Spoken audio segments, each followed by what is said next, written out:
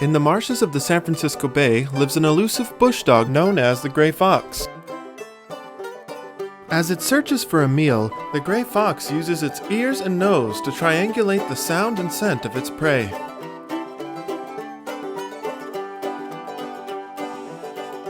A gray fox leaves no stone unturned and is always in search of nutrients. They often play with their food to practice for the next hunt.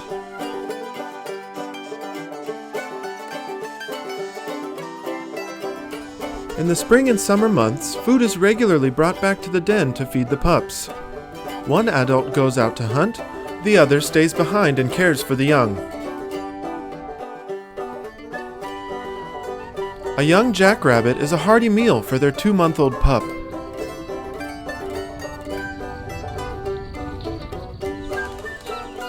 A young fox's diet consists of mainly animal protein and their mother's milk.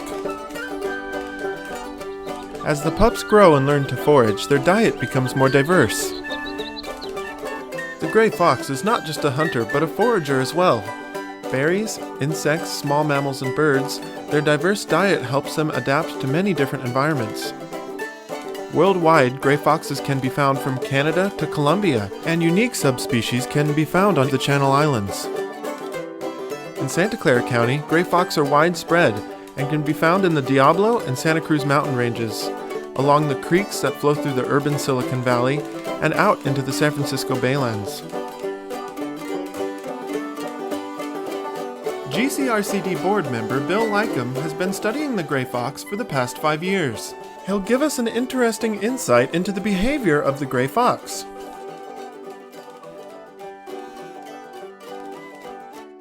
Gray foxes are the only canine in North America that can climb a tree.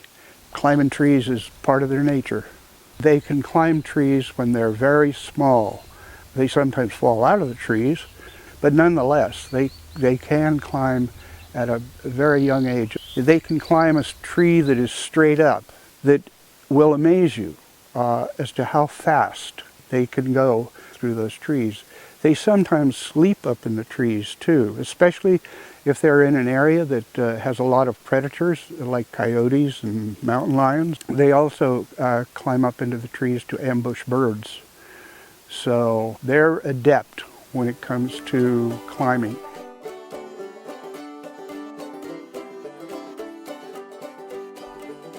The fox kiss is a general way of greeting another fox.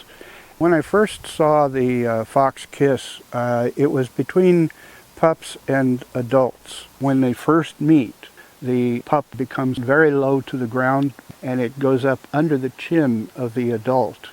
The fox kiss can also occur between male and female when they first meet after not seeing each other for some time.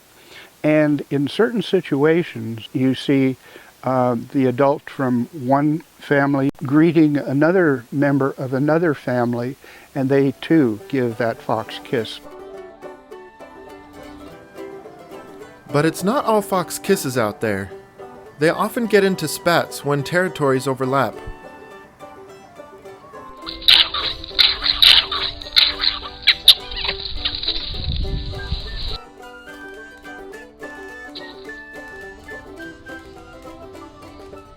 Grooming is a way of just keeping their bodies clean. Where they can reach, they generally will do it themselves. Where they can't, another pup or an adult will come and help out. Grooming is a way of getting fleas and ticks out of the fur of the fox. Gray foxes rely heavily on their ears to find food, and the only way to get them clean is with the help of another fox. Gray foxes are abundant in North America and often enter our human-inhabited spaces seeking food, water, and shelter.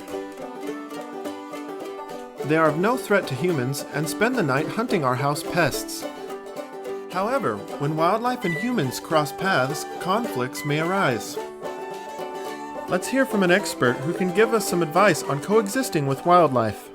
My name is Rebecca Dimitrick, and I run Humane Wildlife Control. We get both complaints from people that are having issues with animals in their yards and in their homes, and also we respond to animals that are like hit by cars or entrapped or somehow in distress. We get very sick animals coming in with rodenticide in their systems, the ones that are eating mice and rats that have consumed rat poison.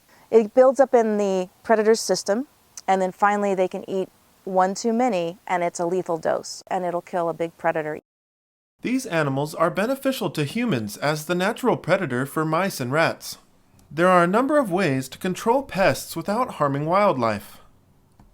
Prevention is the key for dealing with all wildlife issues. So instead of using rat poison, if you put up a barn owl box on your property, the babies can eat about 6 mice or the equivalent per night. Also, we suggest that people first, if they look around their yard and see what's attracting the animals to the property. They come to our property for food and shelter. So you want to look for things that are any attractants, dog and cat food. Are the animals getting access to a compost pile or garbage? Also look for shelter. Are they getting underneath a house, under a deck, in the attic? You want to take those shelter sources away from them. You just have to take the time to learn the principles, that wild animals come to our property for shelter and food. And if you don't have those things accessible, they won't be there. And having the respect to coexist. We have to share it with our resources. There's too little wildland left, and that actually causes some of these encounters. Next time you're out in nature, whether in your backyard or on a hike, look for signs of the gray fox and recall their amazing behavior. And know that this animal is an important part of the ecosystem. For more information on coexisting with wildlife, visit gcrcd.org.